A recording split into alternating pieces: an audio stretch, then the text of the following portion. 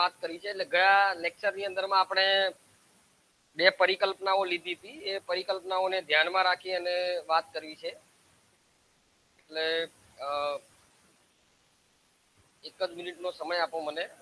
Okay, અવાજ આવે છે ને મારો બરાબર તમને? Yes sir. આ મેં ગઈ વખતે આપણે જે કાલ વિચાર્યું હતું એ મેં અહીંયા લખ્યું છે અને એ તમને દેખાતું હશે. શેર થઈ તમને? Yes sir. એટલે આ એક્સેલ શીટ છે જેની અંદરમાં આપણે મેં કીધું હતું તેમ એટલે આપણે પરિકલ્પના પરીક્ષણ વિશે વિચારતા હતા અને પરિકલ્પના પરીક્ષણની અંદરમાં આપણે એવું લેવાનો પ્રયત્ન કર્યો હતો કે ભાઈ કઈ રીતે તમે ધારો કે આપણે બે ચલો જે છે એ ચલો વચ્ચે સહસંબંધ છે, પણ એ સહસંબંધ સાર્થક છે કે નહીં એની આપણે વાત કરતા હતા. અને એના માટે આપણે મને યાદ છે ત્યાં સુધી નિરાકરણીય પરિકલ્પનાઓ અને વૈકલ્પિક પરિકલ્પનાઓની આપણે ચર્ચા કરી હતી અને એ રીતે જ આપણે આગળ વધતા હતા. તો અહીંયા તમારી જે નિરાકરણીય પરિકલ્પના જે છે એ રીતે લઈ શકાય કે બે ચલો વચ્ચે કોઈ સહસંબંધ નથી. એટલે અહીંયા જે સમષ્ટિ નો અથવા તો નિર્દર્શ નો આપણે કોઈ પણ કહીએ એ રો અહીંયા લખેલું બતાવેલું છે તમને. મેં એની H0 એવું લખેલું છે. H0 વંચાય છે ને ત્યાં આગળ તમને પેલા એમાં વંચાય છે પેલી એક્સેલ ની ફાઇલમાં. હેલો, એક્સેલ ની ફાઇલમાં એ વંચાય છે. Yes sir. Yes sir. તો પછી પી જેવું લખ્યું છે. પી જેવું લખ્યું. પી એટલે રો. રો એટલે સમષ્ટિનો જે આ આંક છે, સમષ્ટિનો જે સહસંબંધાંક છે એ શૂન્ય છે એવી નિરાકરણીય પરિકલ્પના આપણે લીધી છે. અને એની અલ્ટરનેટ ની અંદરમાં એટલે અલ્ટરનેટ એટલે બીજી જે વૈકલ્પિક પરિકલ્પના લેવાની થાય એ વૈકલ્પિક પરિકલ્પના આપણે એવી લીધી છે કે બંને વચ્ચેનો જે સહસંબંધ જે છે 0 નથી, 0 કરતા વધારે છે. એટલે મૂળ આપણે એવી વાત માનીને ચાલીએ છીએ કે બે ચલો વચ્ચે કોઈ સહસંબંધ નથી, બરાબર. અને પછી એની જે વૈકલ્પિક પરિકલ્પના લેવાની થાય એ આવી રીતે થાય કે ભાઈ બે ચલો વચ્ચે સહસંબંધ છે, બરાબર. અને આ અંગેનું માપ આપણે મેળવવું હોય તો એ માપ કઈ રીતે મેળવીશું એના આજે આપણે દાખલા લેવાના છે 4-5, બરાબર. એટલે એ દ્રષ્ટિએ તમે તૈયારીઓ રાખજો અને એ રીતે જ આપણે આગળ વધીશું. Clear all of you? મને લાગે છે છેલ્લા લેક્ચરની અંદરમાં આપણે આ વાત કરી હતી. નિરાકરણીય પરિકલ્પના અને વૈકલ્પિક પરિકલ્પના આની બહુ ચર્ચાઓ પણ થઈ ગઈ અને એને કેવી રીતે આપણે માપીશું એની પણ આપણે વાત કરી છે અને એ રીતે જ આપણે આગળ આ બાબતે વધીશું. તો મને લાગે છે કે કોઈને મીટિંગમાં આવવાનો પ્રશ્ન નથી. કોઈ એવું લખે છે કે ભાઈ મને મીટિંગમાં જોડાવાનો પ્રશ્ન છે, એવું કોઈ નથી ને? ના સર. ના સર. ઓકે, આપણે બધાને આવકારીએ છીએ. બધા અહીંયા મીટિંગની અંદરમાં આવી શકે છે એટલે એ રીતે ગોઠવું છે. આ જરા મેં ફાઇલ નાની કરી છે એટલે દેખાતું નથી તમને, પણ આપણે આ રીતે કર્યું હતું. તમને યાદ હશે કે નિરાકરણીય પરિકલ્પના આવી લીધી હતી. હું અહીંયા ગુજરાતીમાં લખું છું કે બે ચલો વચ્ચે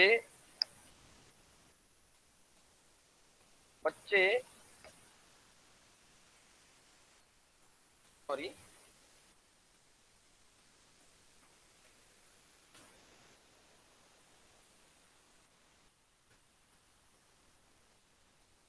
કોઈ સંબંધ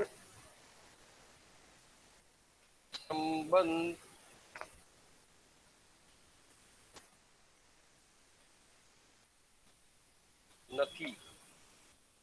દેખાય છે ને હું ટાઈપ કરું છું તો તમને? Yes sir. એટલે નિરાકરણીય પરિકલ્પના આપણી આ છે. એટલે પેલી કે બે ચલો વચ્ચે કોઈ સહસંબંધ નથી. તો એની જે વૈકલ્પિક જે આવે એ એવી આવે કે બે ચલો વચ્ચે સહસંબંધ છે એમ આવે, બરાબર. હવે આ સહસંબંધ જે છે એ એક માપ છે, બરાબર. તો પહેલા આપણે સહસંબંધને સમજીએ. હું જ્યારે એને એ સાર્થક છે કે નહીં એ સમજવા માટે આપણે સહસંબંધને સમજવો પડશે. એ ગયા વખતે મેં તમને સમજાવ્યો હતો. તે છતાં અત્યારે આપણે સહસંબંધ વિશે થોડી માહિતી લઈ લઈએ, બરાબર. હા, પછી હું આગળ કરાવું તો મને લાગે છે તમને વધારે સમજ પડે. એટલે સહસંબંધ વિશે થોડી માહિતી આપણે લઈએ, ભેગી કરીએ. સમજીએ અને પછી હું અહીંયા સાબિત કરું. અહીંયા આપણે બે લીધા છે કે ભાઈ મૂડી ખર્ચ, રેવન્યુ એક્સપેન્ડિચર એટલે મૂડી ખર્ચ, અને capital expenditure sorry revenue expenditure એટલે મહેસૂલી ખર્ચ, અને મૂડી ખર્ચ આ બે વચ્ચે કોઈ સહસંબંધ છે કે નહીં, બરાબર? અથવા રાષ્ટ્રીય આવક એટલે કે જીડીપી અને મહેસૂલી ખર્ચ વચ્ચે કોઈ સહસંબંધ છે કે નહીં એ આપણે પુરવાર કરવા માંગતા હોઈએ. તો એવા સહસંબંધ જ્યારે તમારે સ્થાપિત કરવા હોય તો એને એ કઈ રીતે કરી શકાય એની આપણે હવે અત્યારે ચર્ચા કરીએ. સહસંબંધ એક એવું માપ છે, પહેલા સમજી લઈએ સહસંબંધ શું છે. સહસંબંધ શું છે કે એક ચલની અંદરમાં આવતા ફેરફારના પરિણામે બીજા ચલની અંદરમાં શું ફેરફાર થાય છે એનું એક માપ છે, બરાબર? આપણે આ જોઈ ગયા છે ને આગળ. મને લાગે છે ગયા વર્ષે મેં તમને આ કરાવ્યું પણ હતું, પણ ભૂલી ગયા હો તમે અત્યારે. અને અત્યારે કઈ દેખાતું નથી, ચિંતા ના કરશો, એ મેં હમણાં બંધ કર્યું છે કારણ કે મારે તમને પેલી સહસંબંધની વાત કરવી છે. એટલે એક જ મિનિટનો સમય આપો મને.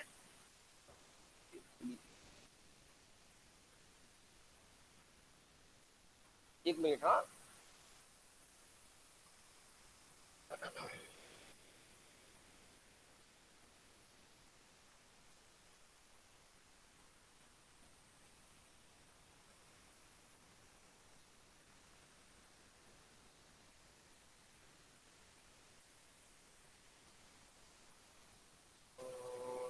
સીયુ ક્યાં ગયું?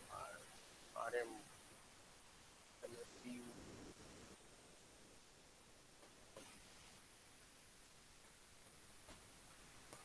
એક મિનિટ. હા, વિદ્યાર્થી મિત્રો, જરા પેલી વેબ એ કાઢી નાખું. એક મારા પેન ડ્રાઈવ માં છે, એટલે પેન ડ્રાઈવ થી હું એને ઓપરેટ કરીશ. તો બધા અહીંયા છો ને? કોઈને કઈ પ્રશ્ન, મૂંઝવણ દાખલ થવામાં એવું નથી ને? હેલો, કોઈને દાખલ થવામાં મૂંઝવણ, પ્રશ્ન નથી ને? ના સર. Just a minute. હું હમણાં શેર કરું. એક જ મિનિટ નો સમય આપો મને.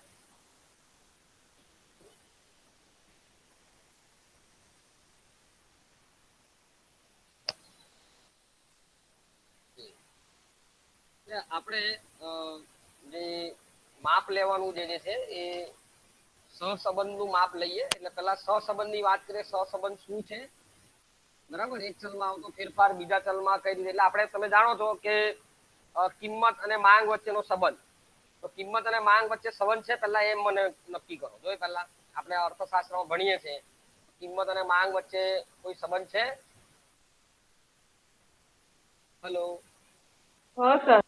Yes sir. હા, એટલે કિંમત અને માંગ વચ્ચે જો સંબંધ હોય તો એ કયા પ્રકારનો સંબંધ આપણે જોઈએ છે કિંમત અને માંગ વચ્ચે? વ્યસ્ત. વ્યસ્ત સંબંધ. હા, એટલે હવે વ્યસ્ત સંબંધ જોવા મળ્યો હોય તો તમારે સાબિત પણ કરવો પડે કે ભાઈ હા, કિંમત અને માંગ વચ્ચે વ્યસ્ત સંબંધ છે. અને એ જે સંબંધ છે વ્યસ્ત, એ સંબંધ તમારે પુરવાર કરવો પડે આંકડા લઈને. એટલે એની એક વાત આવે, બરાબર? એટલે એ તમારે વ્યસ્ત સંબંધને સ્થાપિત કરવો પડે. અને સ્થાપિત કરવા માટે જ્યારે તમે એ ચર્ચા કરતા હોઈએ આપણે, તો એની એક શું કહેવાય કે લેતા હોઈએ છે માહિતી આપણે. ચલો, હું જરા મારી પીપીટી જે છે શેર કરું છું. પહેલા જરા કે થોડુંક આપણે આ જોઈ લઈએ. એ પીપીટી હું તમને નવી બતાવવા માંગુ છું.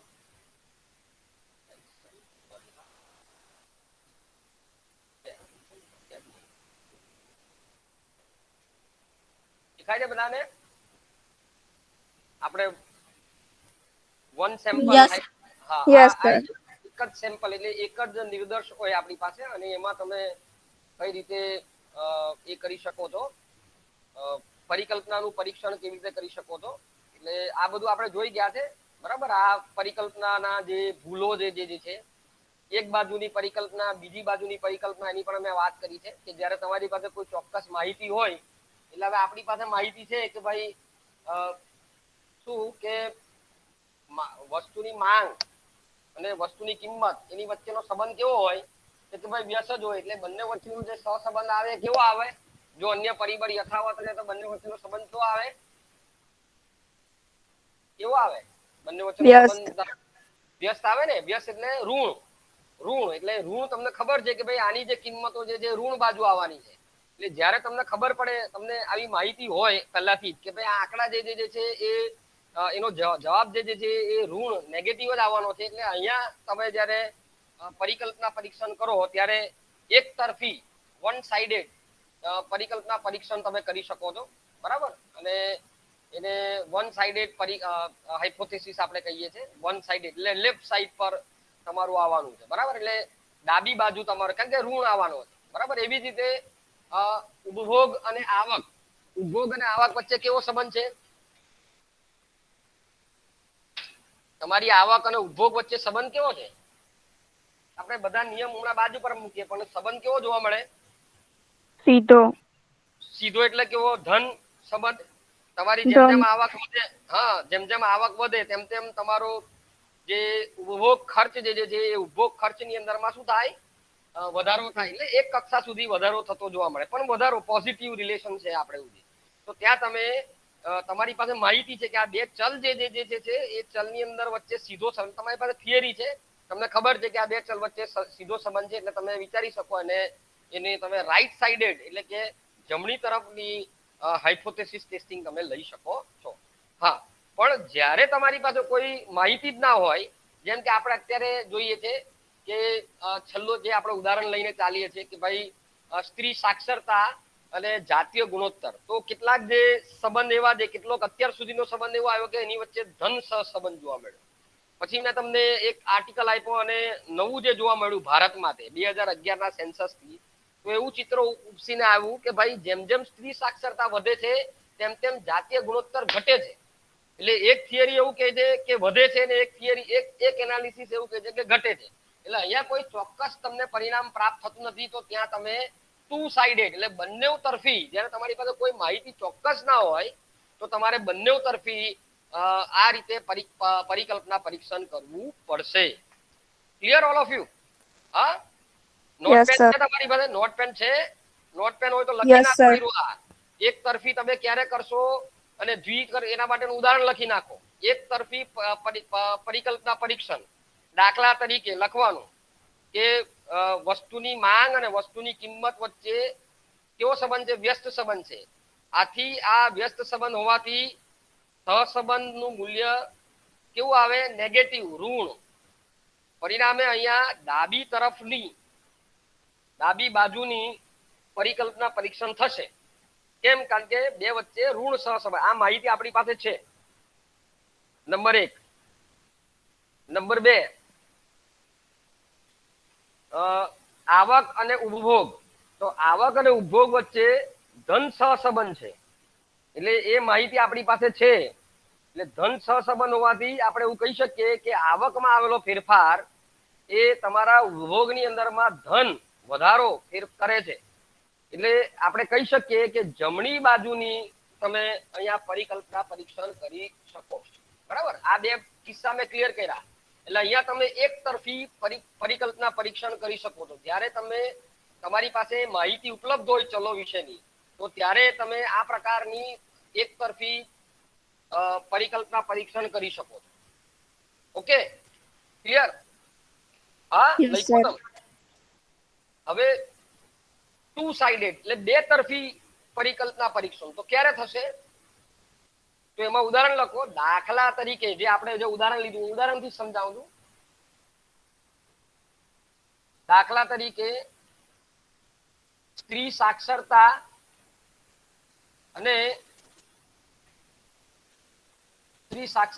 અને જાતીય ગુણોત્તર ના દર વચ્ચેનો સહસંબંધ. સ્ત્રી સાક્ષરતા અને જાતીય ગુણોત્તરના દર વચ્ચેનો સહસંબંધ અંગે કોઈ નિશ્ચિત નિર્ણય, સંભળાય છે અવાજ બરાબર મારો? અંગે યસ સર. કોઈ નિશ્ચિત નિર્ણય મેળવી શકાતો નથી. આથી અહીં આ બે વચ્ચેનો સંબંધ, આ બે ચલો વચ્ચેનો સંબંધ ધન કે ઋણ હોઈ શકે.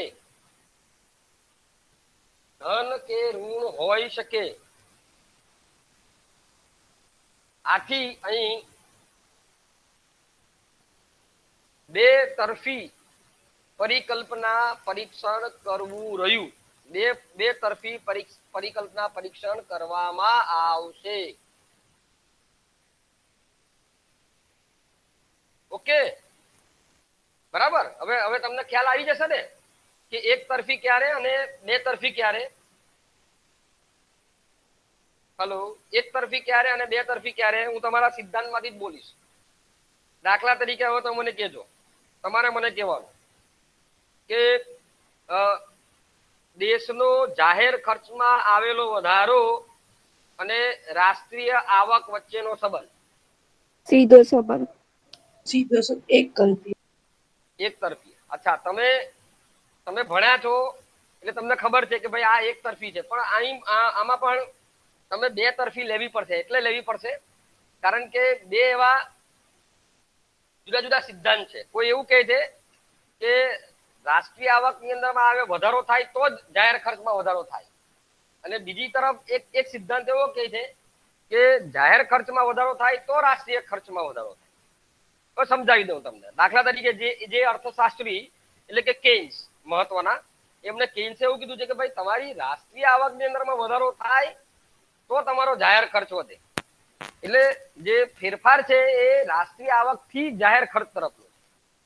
હા, સંબંધ સીધો છે, એ વધે એટલે વધે. પછી બીજો જે મેં તમને કીધું વાઇઝમેન પીકોક, બરાબર, એની પણ વાત કરી છે. તો એ લોકો એવું કીધું છે કે ભાઈ જેમ જેમ તમારા દેશની અંદરમાં રાષ્ટ્રીય આવક વધતી જાય તેમ તેમ તમારો જાહેર ખર્ચ સોરી એકદમ ભૂલ કરી મેં, એકદમ ભૂલ કરી. આજે મેં કીધું ને કે રાષ્ટ્રીય આવક વધે પરિણામે તમારા જાહેર ખર્ચમાં વધારો થાય, એ વાઇઝમેન પીકોકની થિયરી છે. હા, સોરી, મારું ભૂલ થાય છે એટલે હું સુધારી લઉં છું. એકદમ સોરી, એક્સ્ટ્રીમલી સોરી. એ વાઇઝમેન પીકોકની થિયરી છે કે જેમ જેમ તમારી રાષ્ટ્રીય આવકની અંદરમાં એટલે જીડીપીમાં વધારો થાય તેમ તેમ તમારી રાષ્ટ્રીય આવકમાં એટલે ફેરફાર ધન જ છે અને એક તરફી છે. અને બીજી જે સંભાવના છે એ કેન્સે આપી છે કે ભાઈ ના, જાહેર ખર્ચમાં વધારો થાય છે એટલે રાષ્ટ્રીય આવકમાં વધારો. એ પણ એવું કે છે, પણ ટૂંકમાં એક તરફી અહીંયા નિર્ણય તમે લઈ શકો છો. બરાબર. ચાલો, બીજી હું તમને પૂછું છું કે ભાઈ વ્યાજ દર અને નાણાંનો પુરવઠો એ બે વચ્ચે કેવો સંબંધ? વ્યસ્ત. વ્યાજ દરમાં આવેલો વધારો, સોરી, વ્યાજ દર અને નાણાં પુરવઠો, એટલે નાણાં પુરવઠામાં આવેલો વધારો વ્યાજ દર પર શું અસર કરે? તો વ્યસ્ત સંબંધ તમે જોવું. જેમ જેમ અર્થતંત્રની અંદરમાં નાણાંનો પુરવઠો વધતો જાય તેમ તેમ તમારો વ્યાજ દર જે છે શું થતો જાય? ઘટતો જશે.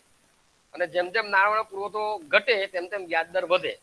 એટલે વ્યસ્ત સંબંધ છે. આમ સામાન્ય થિયરી પરથી આપણે આવું ખબર પડે છે. બરાબર. એટલે એક તરફી અહીંયા તમે ધારણા લઈ શકો છો.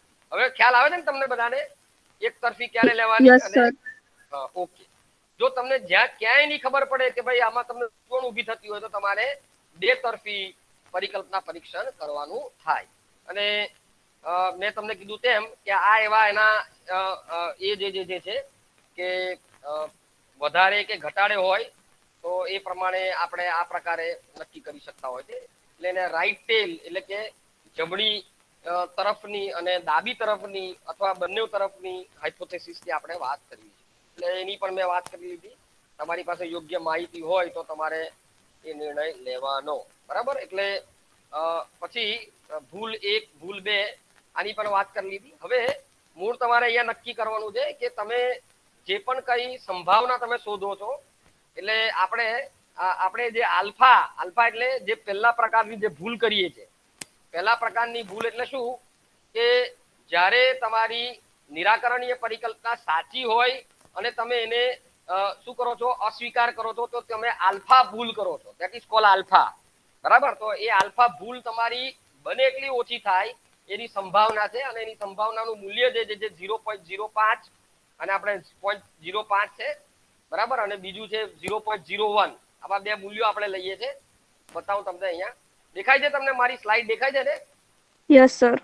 એટલે અહીંયા કહેવાનો ભાવાર્થ એવો છે 0.05 એટલે આ પ્રથમ કક્ષાની જે ભૂલ કરો છો એ 100 માંથી 5 વખત તમે એવી ભૂલ કરો તો એ ભૂલનું તમારે માપન કરવાનું છે, બરાબર. અને બીજું જે છે એને આપણે 5% કહીશું અને 0.01 એટલે કે 100 બરાબર. એટલે દર 100 માંથી એક એવી ભૂલ તમારી થાય કે તમે તમારી નિરાકરણીય પરિકલ્પના સાચી હોય અને તમે એનો અસ્વીકાર કરો, તો એ બાબત જે છે અહીંયા. એટલે નિરાકરણીય પરિકલ્પના એટલે ધારો કે હું તમને કહું કે તમે એવું કહી દો કે ભાઈ માંગ અને પુરવઠા વચ્ચે કોઈ સંબંધ નથી, સોરી, માંગ અને કિંમત વચ્ચે કોઈ સંબંધ નથી, અને નિરાકરણીય પરિકલ્પના કહેવાય.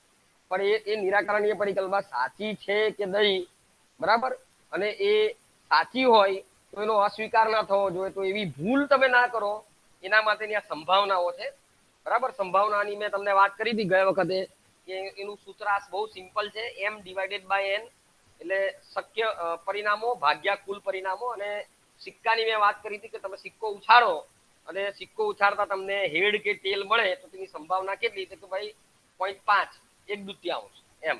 એટલે એના જેવી વાત છે. તો એ આ સંભાવનાનું આપણે શોધીએ છીએ.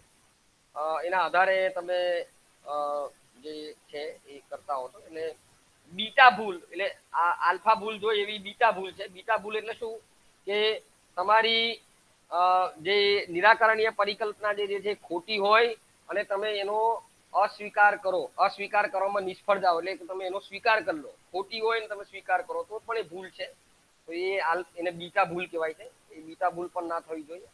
અને એના આધારે આપણે એટલે આલ્ફા શું છે, આલ્ફા એ 1 - બીટા છે, એવી રીતે આપણે શોધતા હોય છે. એટલે એની આ સંભાવના છે, બરાબર. અને આલ્ફા અને બીટા વચ્ચે સંબંધ છે એટલે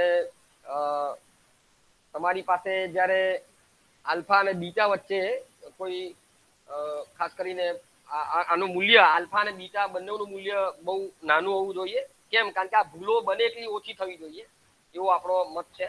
એટલે આવી ભૂલોનું પ્રમાણ છે, જેમ કે ડેરીની અંદરમાં દૂધનું પરીક્ષણ થતું હોય તો દૂધના પરીક્ષણની અંદરમાં એ લોકો આનો ઉપયોગ કરે છે.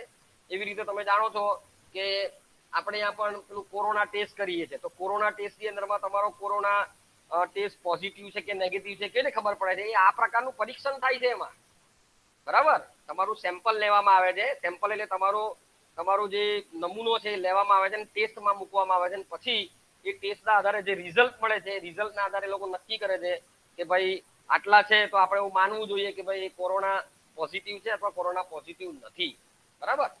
એટલે HRTC ટેસ્ટ કરાવો આ બધી જગ્યા પર મેડિકલ થી લઈને બધે જ આ સ્ટેટિસ્ટિક્સનો ઉપયોગ થાય છે. એટલે તમારે એવું નહીં માનવાની જરૂર કે ભાઈ આ સ્ટેટિસ્ટિક્સની એપ્લિકેશન બધે થાય છે. દૂધવાળા પણ કરે છે, ઉત્પાદનવાળા પણ કરે છે. મેં તમને કીધું હતું કે ભાઈ કોઈ લાઈટ જે છે એનું આયુષ્ય નક્કી કરેલું હોય છે. તો તમારો મોબાઈલ ફોન છે એની પર તમે નોકિંગ ટેસ્ટ કરવામાં, નોકિંગ ટેસ્ટ એટલે કેટલી વખત તમે જે ટચ કરો છો એ ટચિંગનો ટેસ્ટ કરવામાં આવે છે. એ કેટલી વખત તમે ટચ કરો છો અને એના આધારે એનું નોડ એટલે એ કેટલું ખમી શકશે, કેટલી નોડ એ સહન કરશે એ નક્કી કરવામાં આવે છે. પછી તમારું જે એલઈડી ટેલિવિઝન છે, એલઈડી ટેલિવિઝનના જે બલ્બ છે, બરાબર, એલઈડી જે છે એ લિક્વિડ કેટલું લાંબો સમય ટકશે એ હોય છે. તમારી દવાની એક્સપાયરી ડેટ વગેરે વગેરે એ બધા માટે આ પ્રકારનું પરિકલ્પના પરીક્ષણ થાય છે. આ યાદ રાખજો. એટલે બહુ નાની વાત નથી આઈડિયા, બહુ મોટી વાત છે. અને એમાં આપણે સિગ્નિફિકન્સ વર્સિસ ઇમ્પોર્ટન્સ એવો શબ્દ લઈએ છીએ. એટલે એમાં આપણે ભૂલોનું પ્રમાણ શોધીએ છીએ. અને એટલે આ બધું સ્ટેટિસ્ટિકલ છે, એ બધું આપણે જઈશું નહીં. અને આપણે એવું માનીએ છીએ કે અગત્યતા તરફ વધારે જઈશું. અને મેં તમને કીધું તેમ આ પી જે છે એ પોપ્યુલેશન માટે છે અને પોપ્યુલેશન એટલે કે સમષ્ટિ માટે છે. અને એ રીતે આપણે શોધતા હોઈએ છીએ. હું આ બધામાં જતો નથી, આપણે હમણાં લેવાનું નથી એટલે હું જતો નથી. કારણ કે એની આ છે ને એ પ્રમાણિત વિતરણ માટે એ લોકો શોધેલું છે. જે કે જો પ્રમાણિત વિતરણ તમારી પાસે નથી, પણ આ ખાસ યાદ રાખજો કે તમે 10%, 5% અને 1%, બરાબર, આ ટકા છે એવું માનજો. 0.05 એટલે 5%, 0.1 એટલે 10% અને 0.01 એટલે 1%. આ 1%, આ 5% અને આ 10%. દેખાય છે બધાને? આ સર તમારી સ્લાઇડ બદલો, નથી દેખાતી બીજી. ઓહો, હવે દેખાશે. મને કહેવાનું. હા યસ સર. ભાઈ, હવે દેખાય છે ને? Yes sir. આ 5% એટલે અહીંયા જો હું મારો કર્સર ફેરવું છું, 0.1 એટલે 10%. 0.10 એટલે 10/100 મૂકો એટલે 10% થઈ જાય. બરાબર? 10/100. પછી 0.5 0.05 એટલે 5% અને 0.01 એટલે 1%. એટલે જો તમે એવી નિરાકરણીય પરિકલ્પના લો તો એ પ્લસ એટલે બે બાજુની નિરાકરણીય પરિકલ્પના હોય તો પ્લસ ઓર માઇનસ 1.645 એટલે લગભગ 68% જેટલા જે પ્રાપ્તાંકો છે એમાં આવતા હોય છે. 1 પ્લસ 1.906 એટલે લગભગ 95% એટલે પ્રાપ્તાંકો એની અંદરમાં આવી જાય અને 0.01 એટલે 2.5676 આ એની મૂલ્ય છે આના. બરાબર? એ મૂલ્ય જે છે એ સાચા છે કે નહીં એ આ તમારું જે આલ્ફા જે છે એની કિંમત આ બેની વચ્ચે આવવી જોઈએ અને એના માટેનું પ્રોબેબિલિટી તમે શોધતા હોય. આપણે આમાં જવાનું નથી. બરાબર? એટલે એ બહુ કરશું નહીં. આ પણ લેવાનું નથી. એકચ્યુઅલી આ સૂત્ર છે એનું P minus pi 0 divided by sigma P. હવે આ પી જે છે એ સમષ્ટિનો મધ્યક છે. પાઈ 0 એ જે છે એ નિર્દર્શનો મધ્યક છે. બરાબર? અને થીટા પી એટલે એ સિગ્મા પી એ સમષ્ટિનો પ્રમાણિત વિચલન છે. બરાબર? એનું પ્રમાણિત વિચલનનું સૂત્ર આ છે pi 0 1 minus pi 0 divided by n. એટલે મધ્યકમાંથી લીધેલા તફાવતોને તમે પ્રાપ્તાંકો વડે ભાગો તો એ તમને એ આપણે કરવાનું છે નેક્સ્ટ. અને એના આધારે આપણા પી વેલ્યુ શોધે. પી વેલ્યુ એટલે પ્રોબેબિલિટી વેલ્યુ જે મેં તમને કીધું. આપણે હવે અહીંયા જોવાનું આ પ્રોબેબિલિટી વેલ્યુ આપણે શોધીએ છીએ અને નોર્મલ ડિસ્ટ્રીબ્યુશન એટલે પ્રમાણિત વિતરણ માટે ઝેડ સ્કોર લાવવા છે એ આપણે નથી જવાના. એટલે મૂળ પી વેલ્યુ આપણે જોઈએ છે અને પી વેલ્યુના આધારે આપણે નક્કી કરીએ છીએ કે કોઈ પણ પરિકલ્પના જે છે એ સાચી છે કે નહીં એનું આપણે પરીક્ષણ કરતા હોઈએ.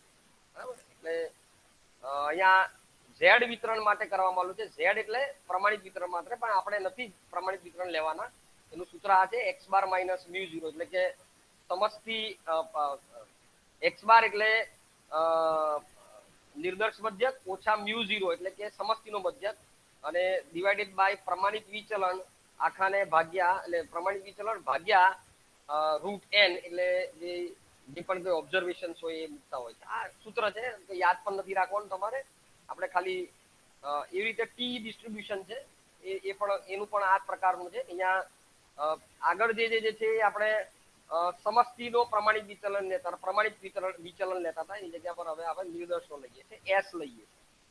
બસ એટલો જ ફરક છે, બીજું કઈ નથી. અને પછી એફ ડિસ્ટ્રીબ્યુશન આવે છે એના આધાર પર. એટલે આ બધું આપણે જોવાનું નથી એટલે હું એની ચર્ચા હમણાં કરતો નથી. હા બરાબર. એટલે વન વેરિયન્સ એટલે આપણે આ પ્રકારની હાઇપોથેસિસ લેતા હોઈએ છીએ મોટે ભાગે. બરાબર? એટલે we want to compare variance off process with historical benchmark. એટલે તમને કોઈ આપેલું હોય જે મોટે ભાગે કરવામાં આવે છે કે ભાઈ વેરિયન્સ એટલે વિચરણ. બરાબર? તો તમને વિચરણ આપી દેવામાં આવેલું હોય.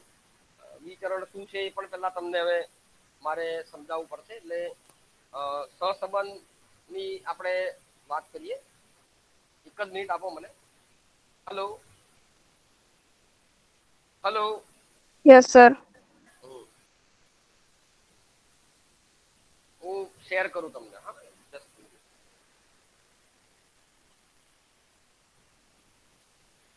ચાલો. એટલે 2T ટેસ્ટ અને એ એવા ટેસ્ટ આપણે લેવાના થાય. એફ ટેસ્ટ, ટી ટેસ્ટ, બરાબર? એવા આપણે ટેસ્ટ લઈશું. પણ તે પહેલા મારે તમને એ સમજાવવું પડે કે મધ્યક, મધ્યસ્થ અને બહુલક પછી એટલે જે રિગ્રેશન જે છે એટલે કે સહસંબંધ છે એ મારે તમને સમજાવવું પડે. એટલે આપણે આ જોઈ ગયા છે ડિસ્પર્સન એટલે કે પ્રમાણિત એટલે પ્રસારમાનના માપો આપણે જોઈ ગયા છે. એ તમને ગણવામાં નથી આવ્યા પણ આમાં આવી ગયા છે. જેમાં તમને ખબર હશે સીવી શોધતા હતા આપણે. બરાબર? ચલનાંક સીવી. તો એ સીવી જે શોધીએ છે એ પ્રસારમાનનું માપ છે અને એ રીતે આપણે લઈ ચૂક્યા છે. સીવીની વાત આપણે થઈ ગઈ. બરાબર? વેરિયન્સની વાત એટલે કે વિચરણની વાત પણ મેં કરી દીધી છે. તમને યાદ નહીં હશે પણ આપણે વેરિયન્સ શોધતા હતા આ રીતે. તમે એક્સેલ ની અંદરમાં ઇઝ ઇક્વલ ટુ લખી VARP એવું લખતા હતા, એટલે એ રીતે તમે શોધતા હતા. અને પછી સ્ટાન્ડર્ડ ડિવિએશન માટે STDEV લખતા હતા, તો એ રીતે આપણે શોધી શકતા હતા. એટલે એની વાત થઈ ગઈ છે, એટલે હું અહીંયા બહુ વધારે એને ધ્યાનમાં લેતો નથી, અત્યારે બહુ ચર્ચામાં લેતો નથી. બરાબર. હા, એક સહસંબંધની જે મારે વાત કરવી છે એની હું વાત કરવા માંગુ છું. કે સહસંબંધનું હું તમને અત્યારે ચર્ચા કરીશ. સહસંબંધને આપણે વાત કરશું. મને 1 મિનિટનો સમય આપો. સહસંબંધ મેં અચ્છા હા યા આઈ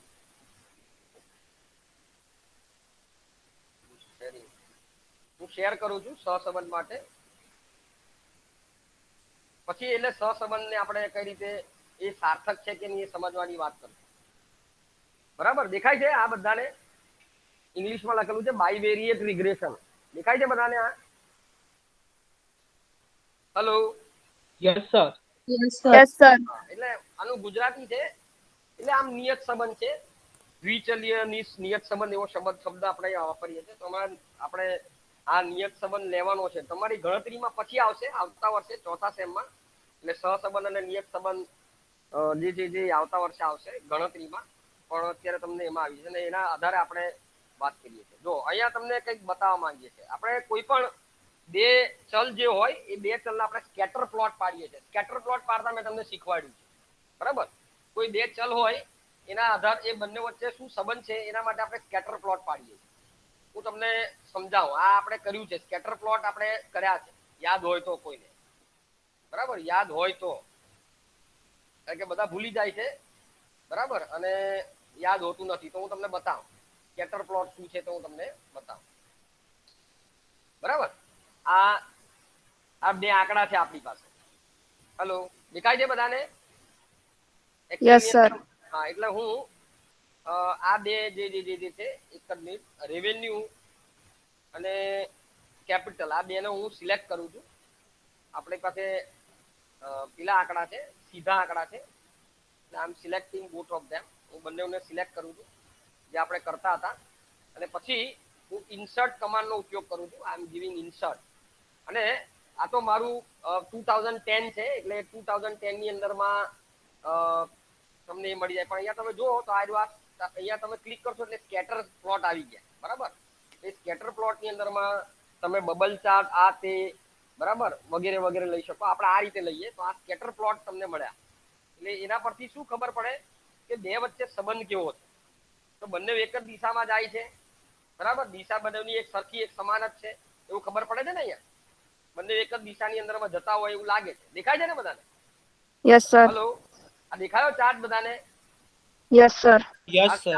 ચાર્ટ દેખાયો? ચાર્ટ ઓકે, ચાર્ટ દેખાયો હોય? હા, યસ સર, દેખાય છે. વિઝ્યુઅલ એટલે આ એક જ દિશાના ફેરફારો એવું આપણે કહી શકીએ. હા, ઓકે, તો એક જ દિશાના ફેરફાર જેવું આપણે કહી શકીએ. ચાર્ટ પરથી ખબર પડે. હવે જરૂર નથી કે જે પણ કઈ ફેરફારો થાય એ બધા એક જ દિશાના હોય. અલગ અલગ દિશાના પણ હોય છે, કે એક વધતું હોય એક ઘટતું હોય એવું પણ બની શકે.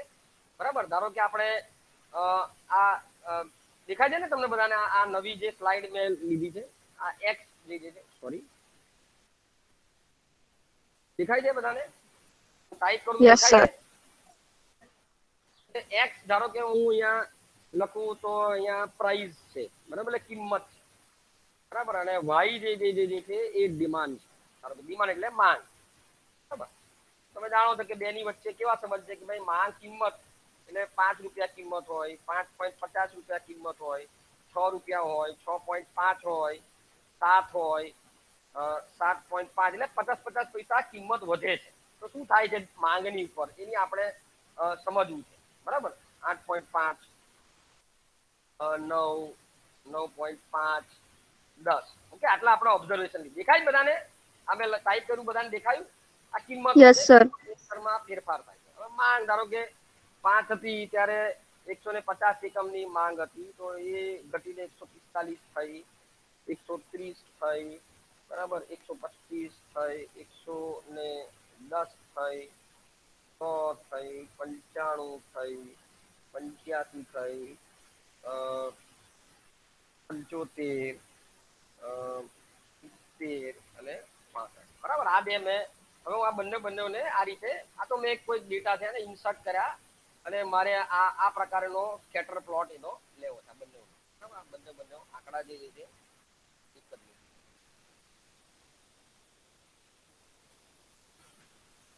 Just a minute.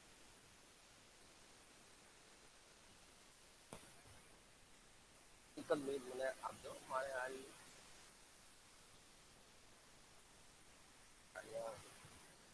બંનેને ધ્યાનમાં નથી. એક જ મિનિટ અહીંયા હું નંબર એમ આપી દઉં છું 1 2 3 4 5 6 7 8 9 10. એને મૂળ પ્રશ્ન થાય છે કે કઈ રીતે લેવા.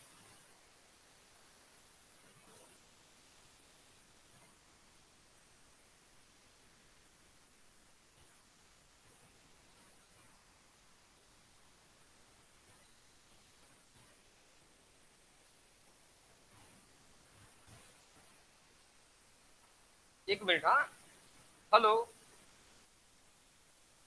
એક જ મિનિટ નો સમય.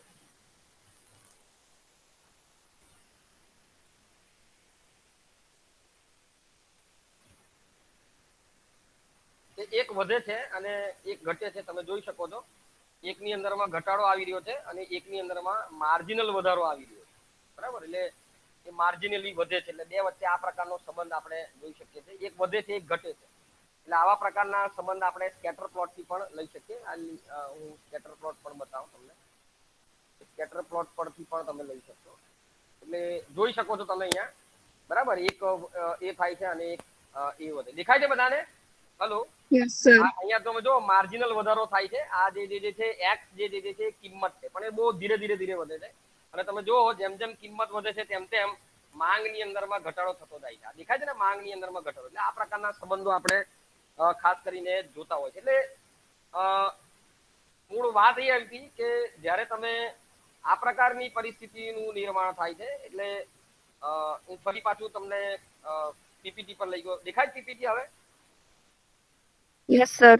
એટલે પીપીટી ની અંદરમાં આપણે જ્યારે કોઈ આ પ્રકારે એક્સ અને વાય આંકડાઓ જ્યારે લઈએ છીએ, એને આપણે સ્કેટર પ્લોટ થી, એટલે કે વિકર્ણ આકૃતિથી આપણે જ્યારે એને પ્લોટ કરીએ છીએ, તો એના અંદરથી આપણે ખબર પડે છે. એટલે એક્સ ની એક મૂલ્ય માટે વાય નું શું મૂલ્ય છે એ આપણે ખબર પડે છે.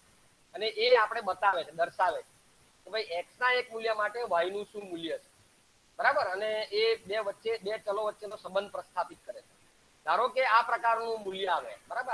આ તમને દેખાય છે કે ભાઈ ડીઝલ ની કિંમત, બરાબર, અને આ બાજુ જે છે એ ફ્યુલ ના પ્રાઇસ છે, બરાબર. એટલે ડીઝલ ની કિંમત છે અને રેગ્યુલર, અનલીડેડ અને ડીઝલ, બરાબર. એટલે આ બે ની વચ્ચેનો સંબંધ પ્રસ્થાપિત કરે છે. એટલે બહુ સ્વાભાવિક વસ્તુ છે કે પેટ્રોલ અને ડીઝલ બંનેના ભાવો એક સમાન રીતે આગળ વધે. એટલે કદાચ પેટ્રોલ ના ભાવ વધે એટલે ડીઝલ ના પણ તેની પાછળ વધતા હોય. બસ, તો હવે આપણે એ સમજવાનું છે કોરિલેશન એનાલિસિસ. તમારા નોટના ચોપડામાં લખી રાખો. એને આપણે સહસંબંધ વિશ્લેષણ એવું નામ આપીએ છીએ. શું આપીએ છીએ નામ? સહસંબંધ વિશ્લેષણ. લખો બધા. છે ને બુક, ચોપડી છે ને બધા પાસે? Yes sir. હા, તો લખો તમે, તમારે લખવાનું છે બધા. એટલે આપણે સહસંબંધ વિશ્લેષણ એવું નામ આપીશું. તો સહસંબંધ વિશ્લેષણ શું છે? કે ભાઈ બે ચલો એક્સ અને વાય વચ્ચેની સુરેખ કક્ષા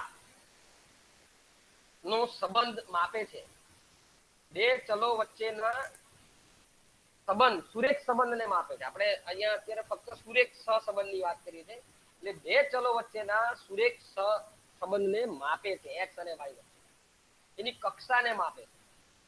અને એટલે જ તમે જો એના જે એ હોય છે, એના માપો જે છે એ -1 થી લઈને +1 ની વચ્ચે, એટલે કે -1 થી લઈને -1 ની વચ્ચે એ માપ આવે છે. એને આપણે આર તરીકે બતાવીએ છીએ. સહસંબંધને આપણે આર તરીકે દર્શાવીએ છીએ, બરાબર. જો એ સહસંબંધ તમારો, આપણે અહીંયા ફક્ત સમષ્ટિના સહસંબંધની વાત નથી કરતા, આપણે અહીંયા વાત કરીએ છીએ નિર્દર્શના સહસંબંધ. નિર્દર્શના સહસંબંધ જે સહસંબંધાંક છે કોએફિશિયન્ટ ઓફ કોરિલેશન એને આપણે આર તરીકે બતાવીએ છીએ અને એનું જે માપ જે છે એ -1 થી લઈને +1 વચ્ચે આવશે. આ યાદ રાખજો. -1 થી લઈને -1 ની વચ્ચે આવે. બરાબર. જો એ ઋણ હોય તો એ ઋણ સહસંબંધ બતાવે છે અને જો ધન હોય તો ધન સહસંબંધ બતાવે છે. Clear all of you? બધાને હેલો યસ સર. દેખાય છે? સ્લાઇડ દેખાય છે ને? Yes sir. ઓકે. અને જો r બરાબર 0 આવે, બને r બરાબર 0 આવે તો બે વચ્ચે કોઈ સહસંબંધ નથી એવું આપણે કહી શકીએ. બરાબર. અને એક્સેલ ની અંદરમાં જ્યારે તમારે સહસંબંધ શોધવાનો હોય તો સહસંબંધ માટેનું સૂત્ર લખી નાખવા આવ્યું. ઇન એક્સેલ CORREL કોરિલેશન આ આપણે કર્યું છે. જે x1 એટલે એક અરે અને y તમારે બંનેને સિલેક્ટ કરવાના અને એ રીતે તમે કોરિલેશન શોધી શકો. બરાબર. હું કરીને બતાવું તમને. હવે બતાવો ને. આ લખ્યું તમે સૂત્ર એનું = CORREL લખ્યું બધાએ? હેલો લખાયું બધાનું?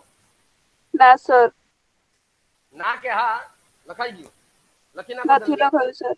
લખો એક્સેલ માં એની જે કમાન્ડ જે છે એ આ છે CORREL correlation. CORREL. Clear? Hello clear?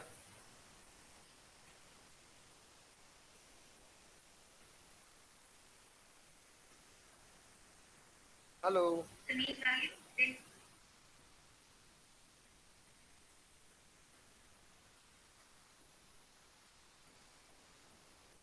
સંભળાય છે મારો અવાજ?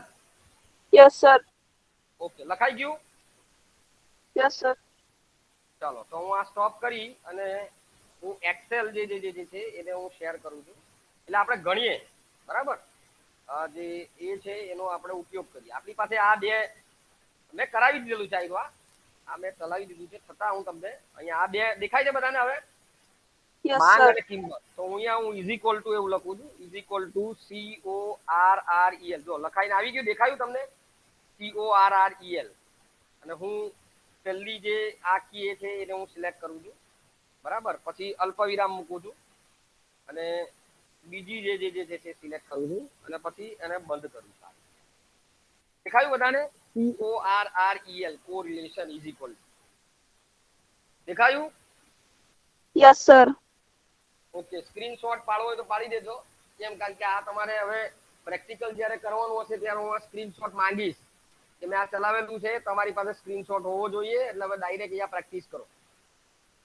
અથવા તમે તમારી પાસે જ્યારે તમારી પાસે એટલે ડેસ્કટોપ હોય અને એટલે કોમ્પ્યુટર તમને અવેલેબલ થતું હોય એટલે તમે જાતે કરી શકતા હો તો આ કરવું જોઈએ એવું હું માનું. ચાલો આપું એન્ટર આપો એટલે મને બે વચ્ચેનો સહસંબંધ બતાવો. તો તમને દેખાય છે? કેવો દેખાય છે બે વચ્ચેનો સહસંબંધ? r અહીંયા r બરાબર લખું. કેટલો દેખાય છે? r = કેવો દેખાય છે? આવ્યો કેવો આવ્યો? દેખાય છે? આ r કેવો આવ્યો? એ ઋણ.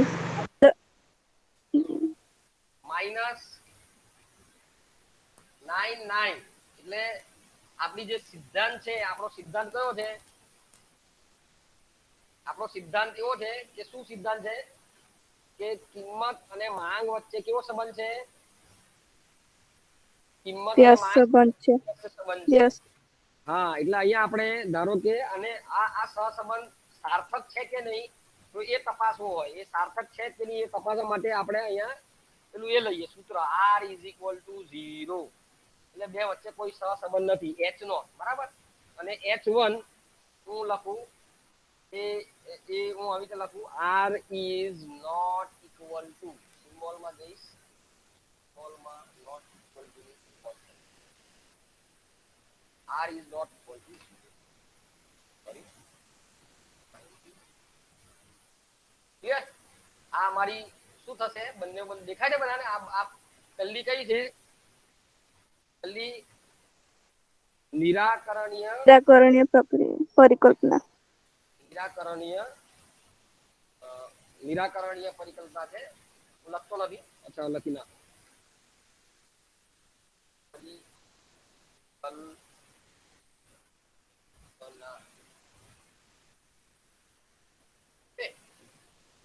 આ જે દીધી છે નીચેની કઈ થશે?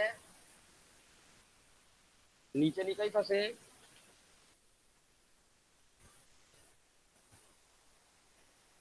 વૈકલ્પિક.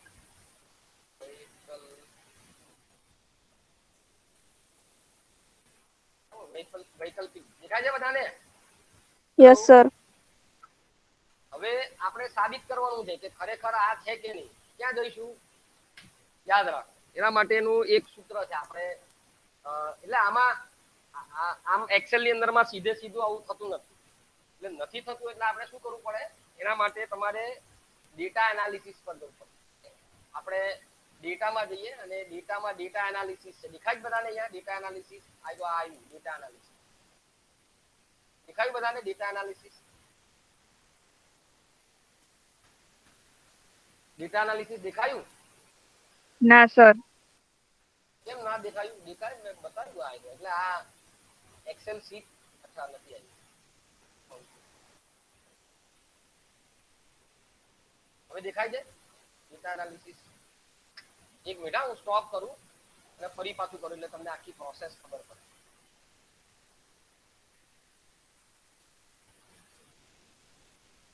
હવે દેખાય છે?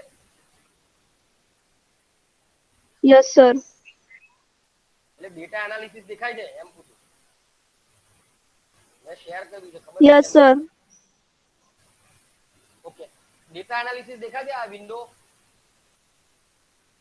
યસ સર દેખાય છે. ના ના ઉપર દેખાય એવું નહીં. અહીંયા ઉપર દેખાય એવું નહીં. મેં એ વિન્ડોને શરૂ કરી અહીંયા. એ દેખાય છે?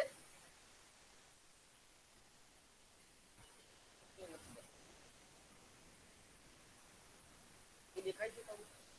નથી દેખાતું ને? એક મિનિટ હા. જગ્યા પર હવે આમ સ્ટોપ શેરિંગ. હવે દેખાય છે? આવ્યું આ બોક્સ ડેટા એનાલિસિસ નું. હું ફેરવું છું દેખાય છે તમને? મારી સ્ક્રીન દેખાય છે તમને આખી? સર સ્ક્રીન નથી દેખાતી. આવશે આવશે આવશે આવશે ઇટ વિલ કમ. આવશે. આવી દેખાય સ્ક્રીન આખી એક્સેલ? હેલો દેખાય એક્સેલ? ના સર.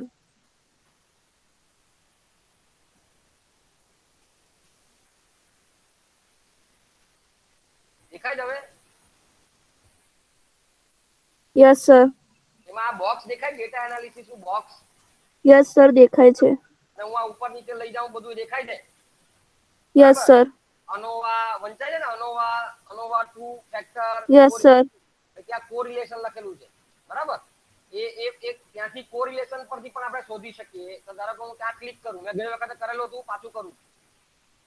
ગઈ વખતે મેં આ સમજાવ્યું હતું. દેખાય છે ને તમને કોરિલેશન? તો હું અહીંયા ઓકે કરું. Yes sir. એટલે પૂછશે મને ઇનપુટ રેન્જ. તો હું ઇનપુટ રેન્જ અહીંયા હું આપું છું. આ બંને હું અહીંયા સિલેક્ટ કરી લઉં. બરાબર? આ બંને ઇનપુટ રેન્જ આપી દઉં. ઇનપુટ રેન્જ મેં આપી. લેબલ છે તો લેબલ આપ્યા. બરાબર? આ તો આપણે કરીએ છીએ તો તમને યાદ હોવું જોઈએ. પછી ઇનપુટ રેન્જ. તો ઇનપુટ રેન્જ માટે હું કોઈ આ રેન્જ લઈ લઉં છું. આ રેન્જ લઉં અને હું અહીંયા ઓકે આપું છું. બરાબર? તો જો આ ગણાઈને આવી ગયું તો એટલો જ આવ્યો ને? જે અહીંયા આપણે જાતે ગણ્યો એટલો જ અહીંયા આવ્યો. એક્સ પ્રાઇસ અને ડિમાન્ડ. તો કિંમત અને માંગ વચ્ચેનો જે સહસંબંધ આવ્યો કેટલો આવ્યો? -0.9944. બરાબર? એટલે 4 થઈ જાય તો અહીંયા 39 છે એ 9 ના 4 થઈ જાય. તમે એને એ કરો શું કહેવાય? તમે એના એ રિડ્યુસ કરો તો જો થઈ ગયું -0.99424. બરાબર? જે આપણે અહીંયા જે આવ્યો એ જેટલો ગણ્યો એટલો જ આવ્યો ને? Yes sir. દેખાય છે બધાને આવ્યો? હું જે ગણું છું બરાબર. પણ હવે આના પરથી આપણે તો સાબિત શું કરવાનું છે કે તમે જે શોધેલો આ જે આર જે છે, તમે જે શોધેલો જે સહસંબંધ છે, સહસંબંધાંક જે છે એ સાર્થક છે કે નહીં. અને એના માટે તો તમે પરિકલ્પના લીધી છે. શું પરિકલ્પના લીધી છે? નિરાકરણની પરિકલ્પના કે r = 0. એટલે આ બે ચલ વચ્ચે કોઈ સંબંધ જ નથી. અને તમે વૈકલ્પિક પરિકલ્પના લીધી કે બે વચ્ચે સંબંધ છે. આવું સાબિત કરવું છે મારે. તો કેવી રીતે કરીશ? તો એના માટે મારે શું કરવું પડે? પરિકલ્પના પરીક્ષણ કરવું પડે.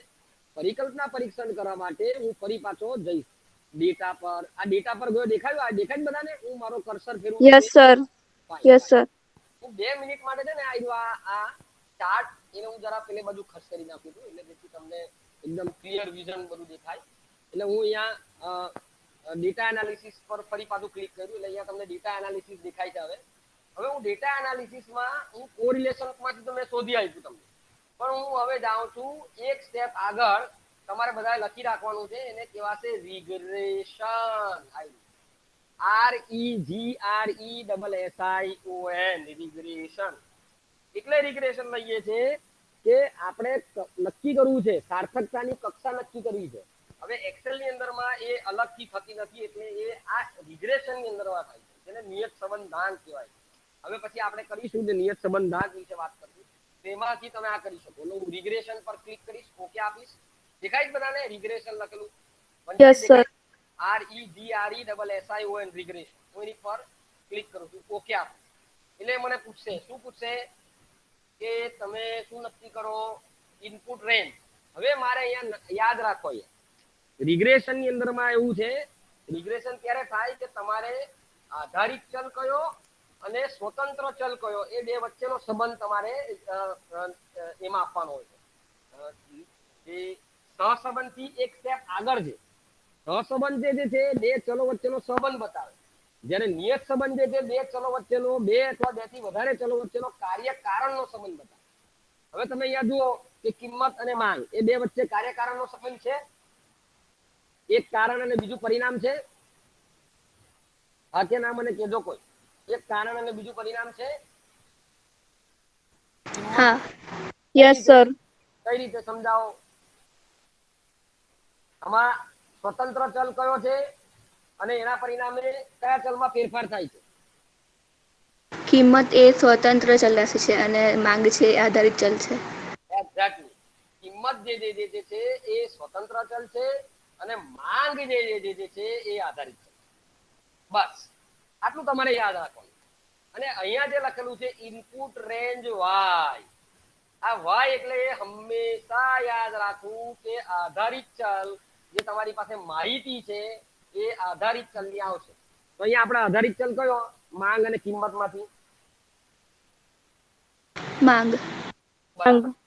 માંગ છે ને, એટલે હું અહીંયા ક્લિક કરીશ, તો અહીંયા ઇનપુટ રેન્જમાં જઈશ અને આ માંગનું જે ખાનું એને હું સિલેક્ટ કરું છું અને એ કિંમત, એની કિંમતોની, સોરી અમારથી ભૂલ થઈ ગઈ, ફરી પાછો માંગ જે છે એની હું કિંમતને અહીંયા આપી. હવે એક્સ રેન્જ એટલે એ કયો? સ્વતંત્ર ચલ. તો મારે સ્વતંત્ર ચલ પાસે જવું પડશે. સ્વતંત્ર ચલ કયો છે અહીંયા? કિંમત. એટલે એનું હું લઉં છું અને એ હું આપું છું અહીંયા માહિતી.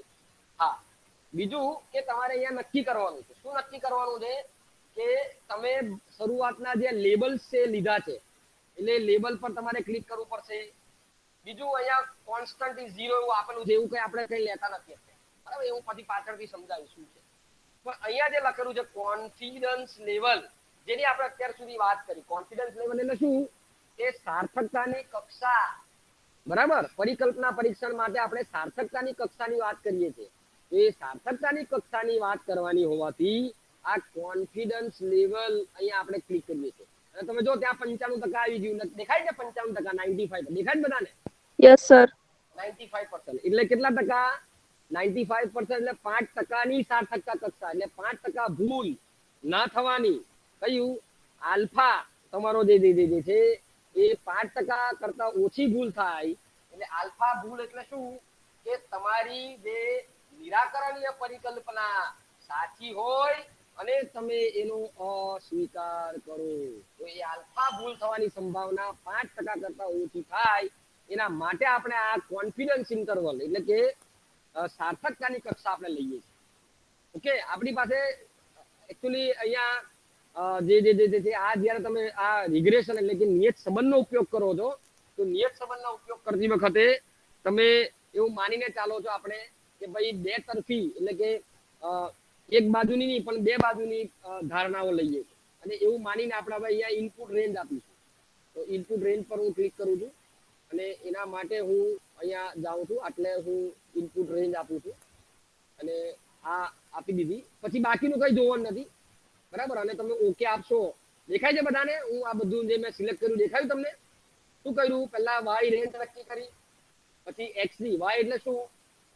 વાય એટલે કયો ચલ? વાય એટલે કયો ચલ? આધારિત ચલ. એક્સ એટલે કયો ચલ? એક્સ એટલે કયો ચલ? સ્વતંત્ર. યસ. હવે હું આ પછી લેબલ્સ એટલે લેબલ હતા અને કોન્ફિડન્સ મેં સિલેક્ટ કર્યું અને આ આઉટપુટ રેન્જ મેં અહીંયા આપી આવ્યો આ જે સેલ છે જે છે એને, અને હું ઓકે આપું છું. તો તમે જો રિઝલ્ટ આવ્યું. દેખાય તમને બધાને રિઝલ્ટ? દેખાય છે રિઝલ્ટ?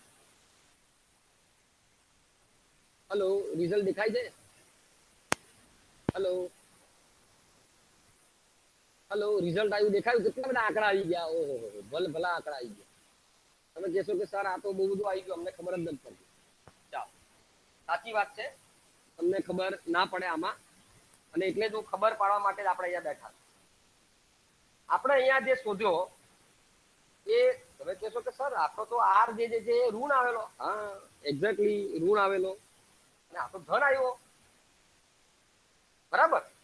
એટલે અહીંયા એવું છે કે અહીંયા તમે મલ્ટિપલ આર એટલે કે બહુવિધ આર શોધો, અને બહુવિધ આર શોધો તો એનું મૂલ્ય 0 થી 1 ની વચ્ચે આવે, બરાબર. એનું મૂલ્ય 0 થી 1 ની વચ્ચે આવે, અને 0 થી 1 ની વચ્ચે જ આવે એ સિવાય બીજો કોઈ એનું મૂલ્ય એનું આવતું નથી, બરાબર. એટલે એ બહુવિધ આર મલ્ટિપલ આર આપણે શોધ્યો, અને એ આર જે શોધ્યો એ આર શોધવાના પરિણામે એનું મૂલ્ય જે આવ્યું, જે આપણે જે મૂલ્ય ભેગું કર્યું છે માઇનસ ઋણ, એ આ ઋણ જ છે. કેમ? કારણ કે આપણી પાસે માહિતી છે. શું માહિતી છે? કે એક ચલ વધે છે જ્યારે બીજો ચલ ઘટે છે, એટલે બંને વચ્ચે ઋણ સહસંબંધ છે એ પ્રસ્થાપિત થયું, અને એટલે એ આપણો જે મલ્ટિપલ આર જે છે એ આ પ્રકારે આવે. હવે મૂળ આપણે જે જવાનું છે અહીંયા જવાનું, એટલે હા શું દેખાય છે? સિગ્નિફિકન્સ એફ, બરાબર દેખાય છે ને? અને આપણે જવાનું છે અહીંયા પી વેલ્યુ, બરાબર. પી વેલ્યુ, આ વેલ્યુ પી વેલ્યુ એટલે કિંમતનું જે આ તમે સહસંબંધ શોધો છે એ સહસંબંધ સાર્થક છે કે નહીં, બરાબર. એ વચ્ચેનો જે એ છે એ સાર્થકતાની કક્ષાએ પહોંચે છે કે નહીં. તો અહીંયા મૂલ્ય મળે છે. શું મળે છે તમને મૂલ્ય?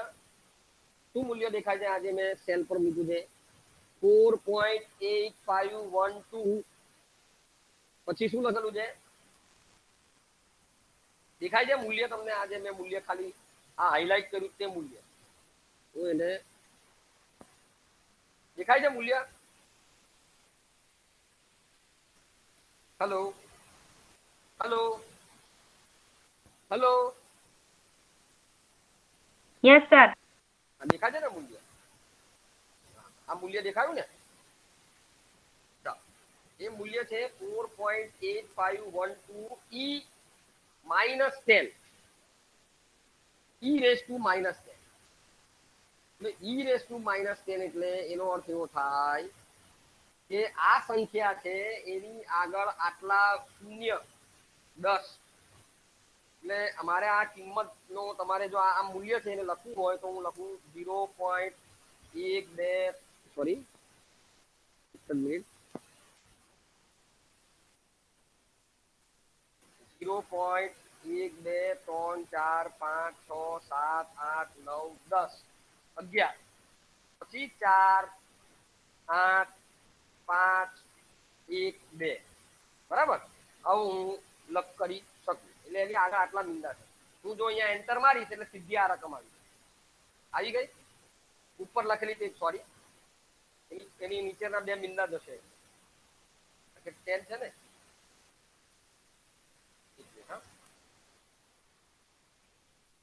0.8 છે ને એટલે એક બિંદુ આપણે જે છે એ ટકાવારી મીંડા જે છે આપણે કાઢું એટલે અહીંયા 1 2 3 4 5 6 7 8 9 બરાબર.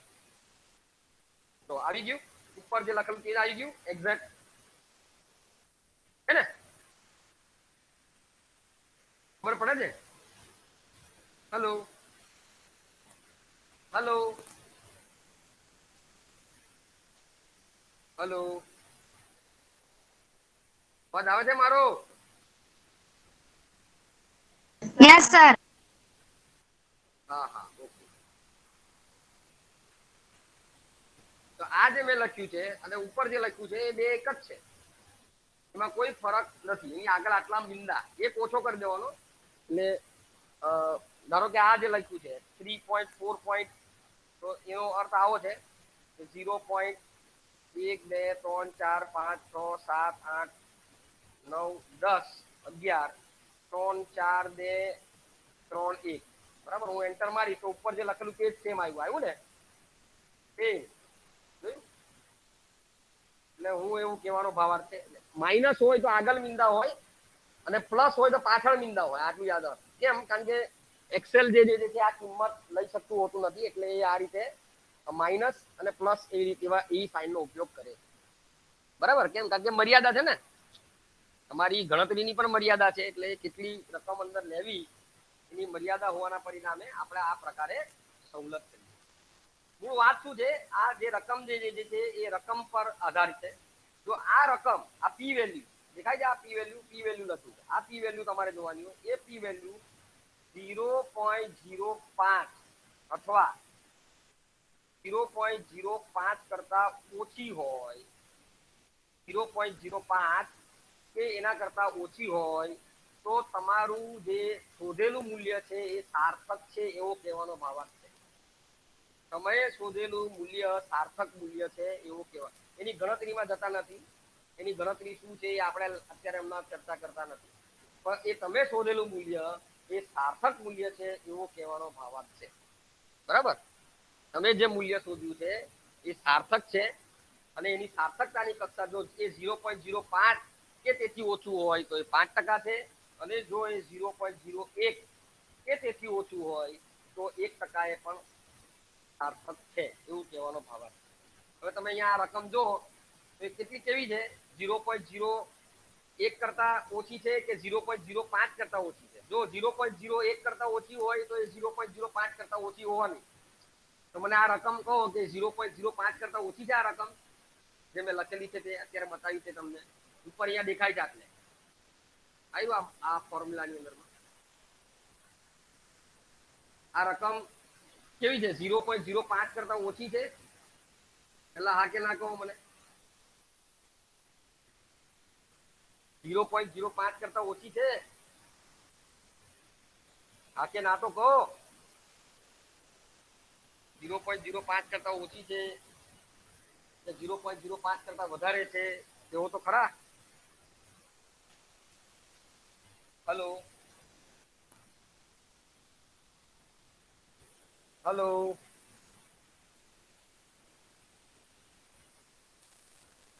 હલો અવાજ નથી આવતો મારો? હલો ઇન્ટરનેટ કનેક્શન નો પ્રોબ્લેમ છે શું છે? Hello yes sir. બહુ મને લાગે છે પ્રોબ્લેમ છે યસ કઈ સર. આપો. હા બહુ સમયે તમે મારી સાથે વાત કરી શકો. ઇન્ટરનેટ નો પ્રોબ્લેમ છે નથી ને? ના sir. Okay. Sir network problem છે ને એટલે. હા નેટવર્ક પ્રોબ્લેમ છે. ટૂંકમાં આ જે મૂલ્ય જે છે એ મૂલ્ય આપણું એ 0.05 કે 0.01 કરતા ઓછું આવે તો આપણે એવો સ્વીકાર કરીએ છીએ કે તમારી નિરાકરણીય જે પરિકલ્પના જે છે એનો તમારે અસ્વીકાર કરવો પડે.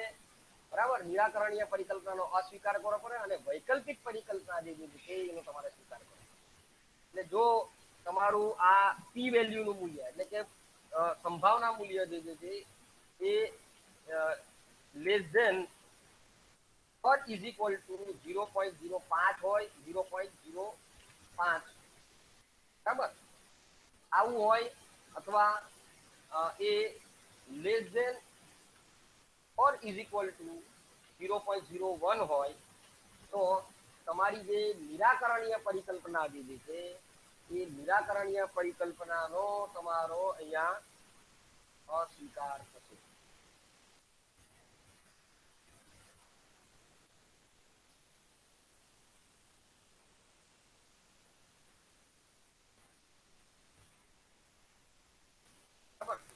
અસ્વીકાર થાય.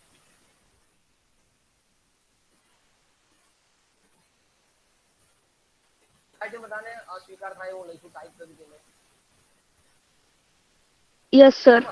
જો આ જે પી મૂલ્ય જે છે એ 0.05 કે 0.01 કરતા એટલે 0.01 કે 0.05 કરતા ઓછું હોય તો તમારી નિરાકરણીય પરિકલ્પનાનો અસ્વીકાર થાય. અને આપણે 5% સાર્થકતા કક્ષા કહીએ છીએ. 5%ની તો એ 0.05 કરતા ઓછું હોય પરંતુ 0.01 કરતા વધારે હોય એની સાર્થકતા કક્ષા જે છે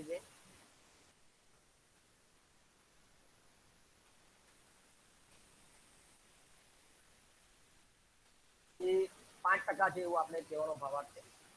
બરાબર એની સાર્થકતા કક્ષા જે છે એ 5% છે. અને જો એ 0.05 કરતા ઓછું હોય અને 0.01 કરતા પણ ઓછી હોય પી નું મૂલ્ય તો આપણે એમ કહી શકીએ છીએ કે એ 1%ની સાર્થકતા કક્ષા છે.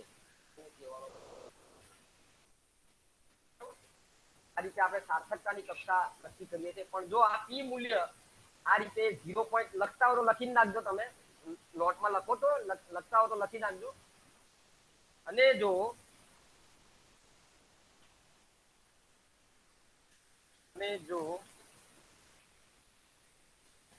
પી નું જે મૂલ્ય છે P A greater than or is equal to greater than is equal to નથી લખવું ગ્રેટર ધેન 0.05 હોય તો એ 0.05 કરતા વધારે હશે.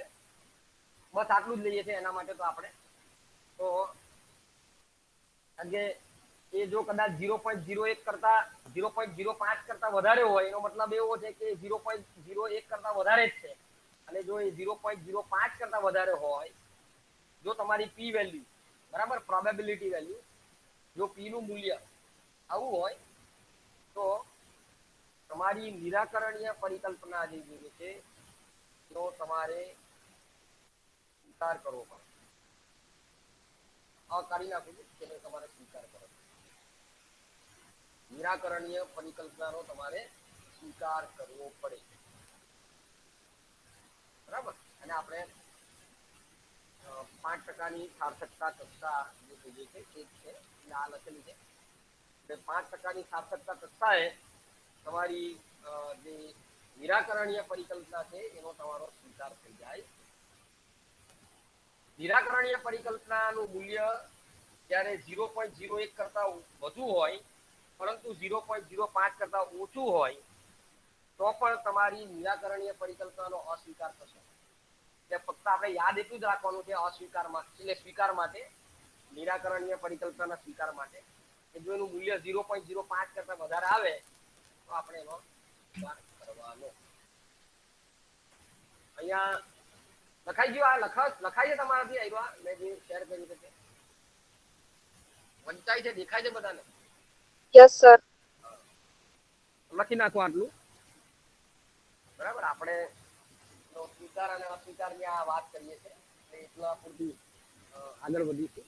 હવે આ જે છે એમાં તમારો નિરાકરણીય પરિકલ્પના જે છે એનો તમે અહીંયા આપણે સ્વીકાર જોયો છો. એટલે અહીંનું મૂલ્ય જો તમે આ જે પી વેલ્યુ જે આવી આઈડિયા બરાબર એ પી વેલ્યુ કેવી છે તો કે ભાઈ એ જે છે એ આ છે 0.00 એટલે 0.01 કરતા પણ ઓછી અને 0.05 કરતા પણ ઓછી એટલે આપણે નિરાકરણીય પરિકલ્પના શું લીધી છે?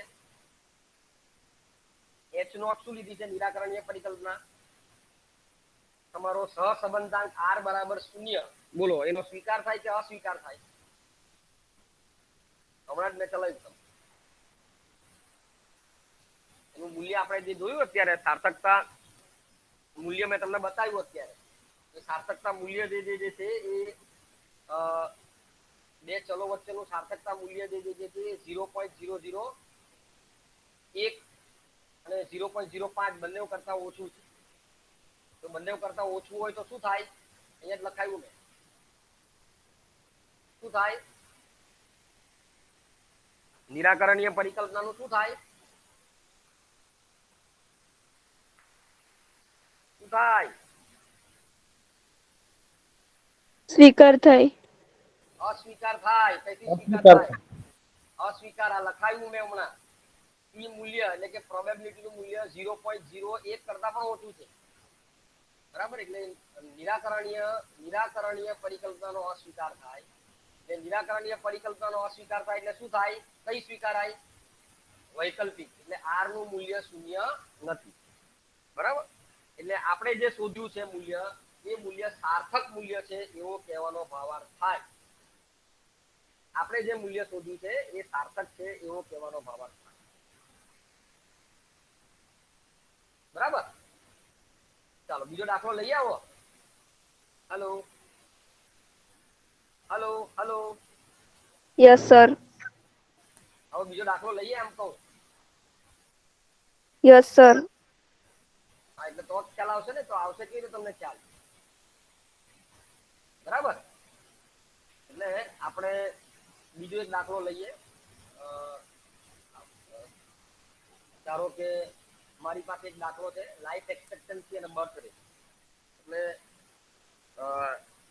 હું શેર કરું તમને, અને પછી બંને વચ્ચેનો સહસંબંધ જોઈએ, અને પછી બંનેનો સહસંબંધ સાર્થક છે કે નહીં એની આપણે વાત કરીએ. હા, ચાલો એક જ મિનિટ આપો સમય મને. હું સ્ટોપ કરું છું શેરિંગ. નવી વિન્ડો શેર કરું છું. ત્યાં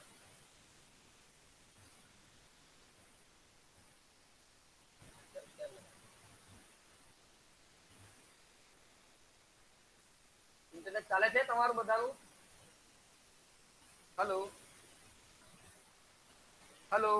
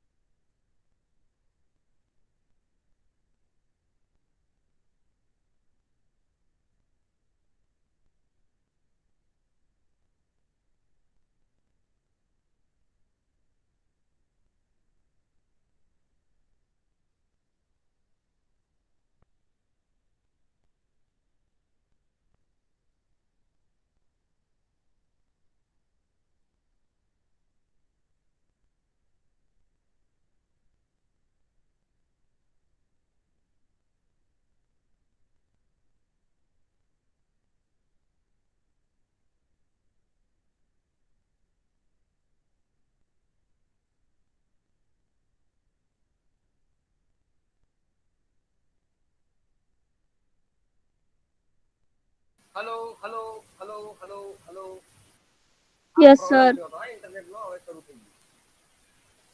દેખાય છે ને બધાને? હલો, મેં કઈ શેર નથી કર્યું એટલે હું એ કરું છું, ફાઇલ શેર કરું છું. એટલે મારી પાસે બધા અહીંયા છો ને? હલો. Yes sir. હું શેર કરું છું. એટલે એક દાખલો આપણે આવો પણ લઈએ કે જેમાં જે દેખાયું તમને લાઈફ એક્સપેક્ટન્સી, એટલે લાઈફ એક્સપેક્ટન્સી એટલે જીવન અપેક્ષિત આયુષ્ય અને જન્મ દર, યસ સર. બરાબર? દેખાય ફાઇલ દેખાય તમને બધાને? ઓકે. હવે આપણે યસ અહીંયા સર. દેખાય છે. આપણી જે હા દેખાય, બહુ સરસ. આપણે અહીંયા ધારણા રાખીએ, આપણે એવું માનીને ચાલીએ કે ભાઈ આપણે સહસંબંધ શોધીએ છીએ, સહસંબંધ શોધવો છે, અને સહસંબંધ માટે આપણે જે આપણી એ જે છે એ પહેલી એચ નોટ એટલે નિરાકરણીય પરિકલ્પના રાખીએ છીએ. એ આર બરાબર નિરાકરણીય પરિકલ્પના એચ નોટ જે છે એ હું આવી રીતે લખું છું, આર ઇઝ ઇક્વલ ટુ 0, બરાબર? અને અલ્ટરનેટ એટલે કે વૈકલ્પિક પરિકલ્પના જે છે એ રાખું છું, R is not equal to 0, બરાબર? એટલે કહેવાનો ભાવાર્થ એવો છે, અહીંયા મતલબ એવો થાય, કહેવાનો ભાવાર્થ આખો શું છે કે બે વચ્ચે, એટલે હું અહીંયા ગુજરાતીમાં લખું છું, નિરાકરણીય પરિકલ્પના હું ગુજરાતીમાં લખું છું. આનો અર્થ એવો થાય, નિરાકરણીય પરિકલ્પના કે ગુજરાતીમાં લખું છું, તમે પણ લખજો, અપેક્ષિત આયુષ્ય દર અને જન્મ દર વંચાય છે બધાને? વચ્ચે યસ સર. સહસંબંધ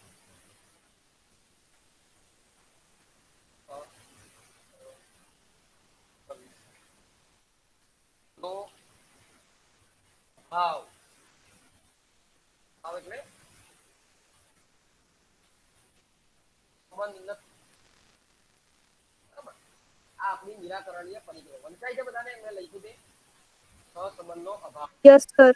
હવે એની જે વૈકલ્પિક પરિકલ્પના છે એ આપણે અહીંયા આ રીતે લખીએ. શું આવશે? આ તમારી નિરાકરણીય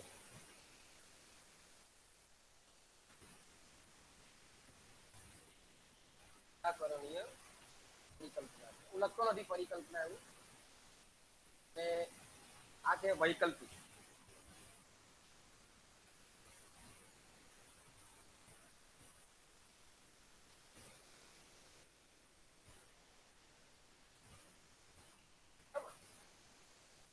તો વૈકલ્પિક શું થશે? તમે નિરાકરણીય એવી લીધી કે બેની વચ્ચે સંબંધનો અભાવ છે, તો શું આવશે? વૈકલ્પિક પરિકલ્પના શું આવશે? હલો. સંબંધ છે. હા સંબંધ છે. હા, સંબંધ છે. હું આટલું ખાલી કરી નાખું, સંબંધ છે, બરાબર? મારે આ બે ચકાસવું છે. બધા લખ્યું? આ લખી નાખ્યું? Yes sir. જયારે આવશો ત્યારે હું તમને એક્ઝામ્પલ આપીશ અહીંયા કરવા માટે, એટલે કહું છું. આ લખી રાખજો અત્યારે, નિરાકરણીય અને વૈકલ્પિક, બરાબર? ચાલો, એટલે આવું નક્કી થયા પછી હવે આપણે આર શોધવા જઈએ કે ખરેખર આર છે કે નહીં, બેની વચ્ચે શું સંબંધ છે. એટલે હું અહીંયા બંનેને પેલા સિલેક્ટ કરું છું. પેલા તો હું બંને વચ્ચે કોઈ સંબંધ છે કે નહીં એ જાણવા માટે આપણે શરૂઆત, આ તો બહુ બધા દેશો છે, લગભગ 155-56 દેશો વચ્ચેના કોઈ ચોક્કસ વર્ષના આંકડા છે, એ આપણે હું સિલેક્ટ કરું છું. એ આંકડા મેં સિલેક્ટ કર્યા. કેમ આવું થયું? એક મિનિટ, મારું આ માઉસ ગયું છે એવું લાગે છે.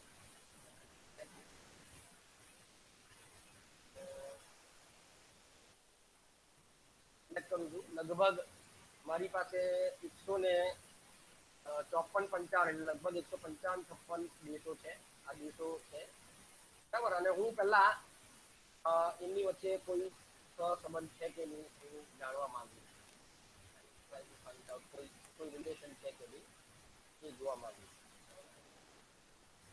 તો તમે જો એક ઘટે છે તો બીજો પણ ઘટે છે, એવા પ્રકારની લીટીઓ આપણે પ્રાપ્ત થાય છે. એટલે આ પ્રકારે તમે જો બે વચ્ચે જે બીજું છે દેશો વચ્ચેના જે સંબંધ છે એનું ચાર્ટનું ટાઇટલ છે આ ભૂરી જે છે એ લાઈફ એક્સપેક્ટન્સી એટલે કે અપેક્ષિત આયુષ્ય દર છે, અને જે લાલ જે દેખાય છે એ જન્મ દર છે, એવું કહેવાનો ભાવ છે.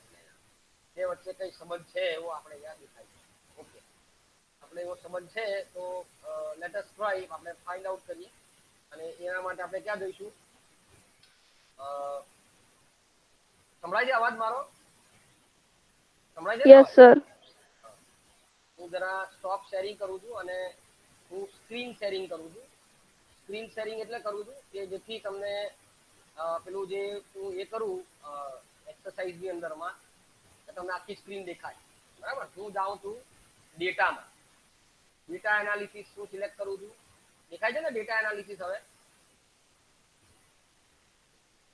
ડેટા એનાલિસિસ દેખાય છે? સર દેખાય છે. Hello hello. Okay okay okay, એ દેખાતું હોય તો હું ઓકે આપીશ. અહીંયા રિગ્રેશનમાં જવાનું છે. આપણે કોરિલેશન વાળા નથી લેતા, આપણે ડાયરેક્ટ રિગ્રેશન કરીએ છીએ, અને આપણે બે ચલ અંદર મૂકીએ છીએ, અને આપણે એવું માનીએ છીએ કે ભાઈ અપેક્ષિત આયુષ્ય દર જેમ ઊંચું હોય તેમ જન્મ દર જે છે એ ઘટે. જન્મ દરનું જે પ્રમાણ છે એ ઘટતું જાય. બરાબર? એટલે અપેક્ષિત આયુષ્ય અને જન્મ દર વચ્ચે ધન સહસંબંધ છે, અને અપેક્ષિત આયુષ્યના દર વચ્ચે દર જે છે એ સ્વતંત્ર ચલ છે, અને જન્મ દર જે આધારિત દર છે. હવે આપણે એ ધારણા લીધી. તો મેં આ શરૂ કર્યું. કેમ આવ્યું? હવે હું જે એટલે આધારિત ચલ તરીકે હું કોને લઈશ કે ભાઈ આધારિત ચલ તરીકે હું જન્મ દર લઈશ. બરાબર? સમજાય છે?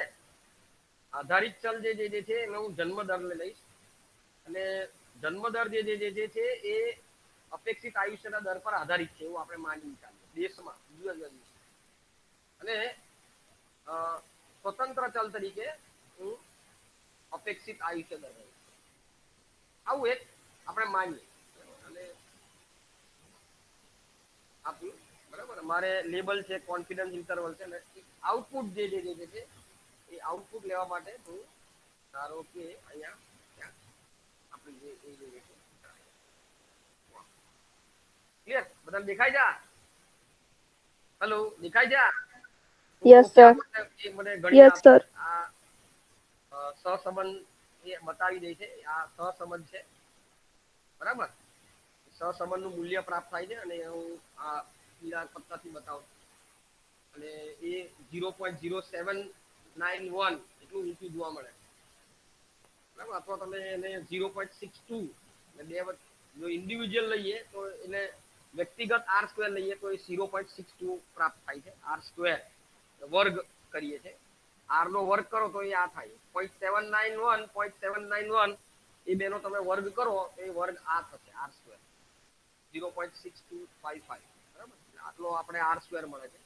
એટલે બંને વચ્ચેનો સહસંબંધાંક 0.79 છે. હવે સાર્થક છે કે નહીં એના માટે આપણે જઈએ છીએ અહીંયા એટલે આ પી વેલ્યુ. બરાબર? આર ની આ લાઈફ એક્સપેક્ટન્સી જે લખેલું છે આપણો આધારિત ચલ છે ને, આધારિત ચલ જે છે એ કેમ આવું થયું? હા, આપણો આધારિત ચલ જે છે એ છે કયો છે આધારિત ચલ? અહીંયા સ્વતંત્ર ચલ બતાવશે. આ જે બતાવે છે સ્વતંત્ર ચલ છે. લાઈફ એક્સપેક્ટન્સી એટલે જન્મ દર, અપેક્ષિત આયુષ્ય દર એ સ્વતંત્ર છે એવું આપણે માનેલું છે. તો અહીંયા જે પી વેલ્યુ બતાવે, પી વેલ્યુ બનાવો, એમાં નીચેની જે પી વેલ્યુ એની પર આપણે ક્લિક કરીએ છીએ એટલે શું બતાવે છે? શું લખે છે? 5.03286 ઈ માઇનસ 34. એટલે શું? આ રકમની આગળ કેટલા બિંદા? 33 બિંદા. એટલે આ રકમ કેટલી થઈ જાય? 0.0000 થઈ જાય. જો તમે એની આગળ આટલા શૂન્ય મૂકો તો એ રકમ 000 થાય ને. 34 એટલે લગભગ 33, એક બાદ કરવાનો તમારે. આ 0.5 છે ને એટલે એક બાદ કરવાનો. એટલે 0.00 આ થાય. 0.00 એટલે કેવી થાય રકમ? 0.01 કરતા ઓછી કહેવાય આ રકમ. આ જે હાઇલાઇટ કરેલી રકમ 0.01 કરતા ઓછી કહેવાય 0.01 કરતા. હેલો,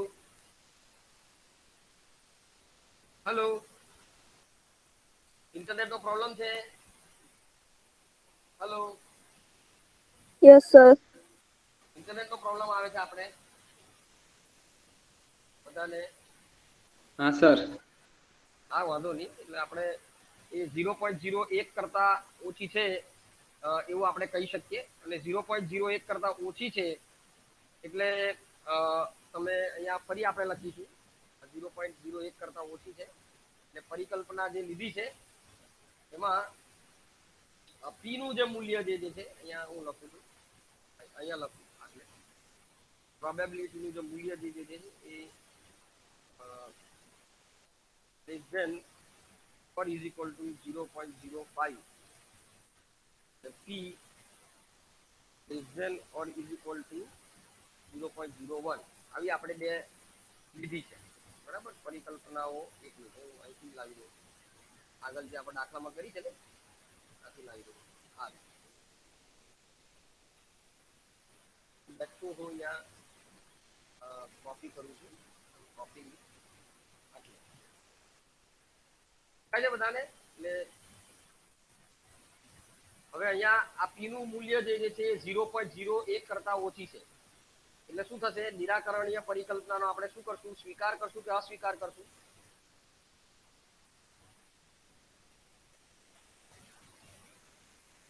ગયા દાખલામાં જોયું એવું જ થશે અહીંયા. અસ્વીકાર કરીશું. હા, નિરાકરણીય પરિકલ્પનાનો આપણે અસ્વીકાર કરશું. એટલે કહેવાશે શું? બે આ બંને જે છે કયા બે? બરાબર. આ આપણે આગલા દાખલામાં જોયું તો હવે પી ની મૂલ્ય જે છે અહીંયા આપણે જે મળે છે એ પી ઇઝ ઇક્વલ ટુ 0.0000 આવે છે. એટલે ઘણા બધા 0, 34, 35 0 એટલે 0 જ કહેવાય. પછી કઈક રકમ આવે છે એટલે 0 જ કહેવાય. એટલે આવું મૂલ્ય મળે છે એટલે આપણે એમ કહીશું કે શું કહીશું? આઈડિયા આપણે લીધું ને, શું લખ્યું? જો નિરાકરણીય પરિકલ્પનાનો અસ્વીકાર થાય એટલે શું? અપેક્ષિત આયુષ્ય દર અને જન્મ દર વચ્ચે સહસંબંધનો અભાવ છે. આપણે આ સ્વીકારતા નથી તો કયું સ્વીકારીએ છીએ? હવે કયું સ્વીકારીએ છીએ? હેલો, કયું સ્વીકારીએ છીએ? વૈકલ્પિક. એટલે શું? વૈકલ્પિક સ્વીકારીએ એટલે શું? તેનો સ્વીકાર કરીશું. આપણે એટલે શું? આ લખી છે આપણે પરિકલ્પના શું લખી છે? બતાવે, અહીંયા દેખાય છે તમને? નથી દેખાતી? તમને દેખાતું નથી? અહીંયા દેખાય છે ને? શું વૈકલ્પિક પરિકલ્પના શું લીધી છે આપણે? હું આ કર્સર ફેરવું, દેખાય તમને બધાને? વૈકલ્પિક પરિકલ્પના કઈ લીધી? અપેક્ષિત આયુષ્ય દર અને જન્મદર વચ્ચે સહસંબંધ સ્વીકાર્ય છે. હા, સ્વીકાર્ય છે એટલે સહસંબંધ છે અને એ સાર્થક છે એવો કહેવાનો ભાવ. ઓકે, આપણે આજે આટલું જ લઈશું અને બહુ વધારે આપણે આગળ નહીં જઈ શકીએ કારણ કે તમને પણ પછી મુસીબત થાય. આ તો તમારે આવીને હવે ફરી પાછું શીખવવાનું.